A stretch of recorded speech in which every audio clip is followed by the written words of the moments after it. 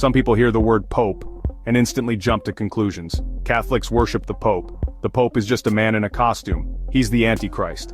Let's clear this up, once and for all. Man, myth, or idol. Here's the truth. The Pope is the Bishop of Rome, the visible head of the Catholic Church on earth. But he's not just a figurehead.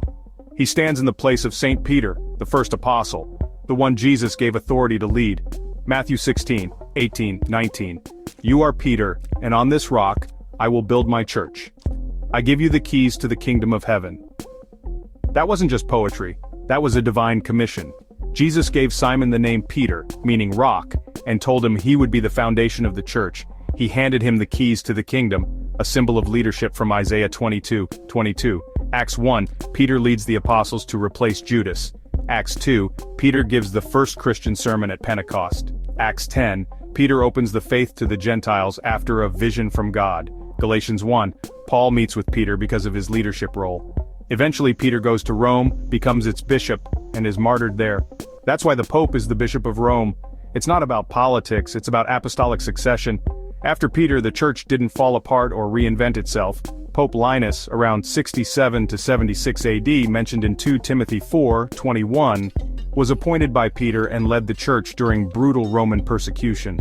Pope Anacletus, also ordained by Peter, helped build early Christian communities in Rome and was eventually martyred for the faith. This isn't about popularity, it's about passing the torch of truth. People ask, where's the Pope in the Bible? Right there. Peter = rock. Keys = authority. Binding and loosing = leadership. Early church fathers, even just decades after the apostles, saw the Bishop of Rome as a unique and respected authority. The papacy is biblical, historical, and continuous. Now let's deal with the myth. Do Catholics worship the Pope? Absolutely not. We respect him, we honor his office, but worship, that belongs to God alone.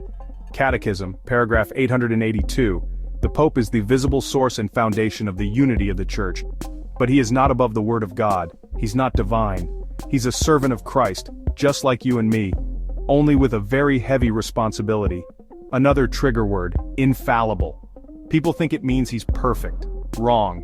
Infallibility means the Pope cannot teach error when officially defining a doctrine of faith or morals. Not opinions, not tweets, not offhand remarks. It's not magic. It's not constant. It's not personal perfection. It's divine protection for the Church's teaching, not the man himself. So why have a Pope at all? Because Jesus didn't leave behind a bunch of loose ends. He built a church, and every church needs a visible shepherd. He gave Peter authority. Peter passed it on. And that torch has been carried ever since. The Pope isn't a king, he's a steward, someone taking care of the household until the King, Christ, returns.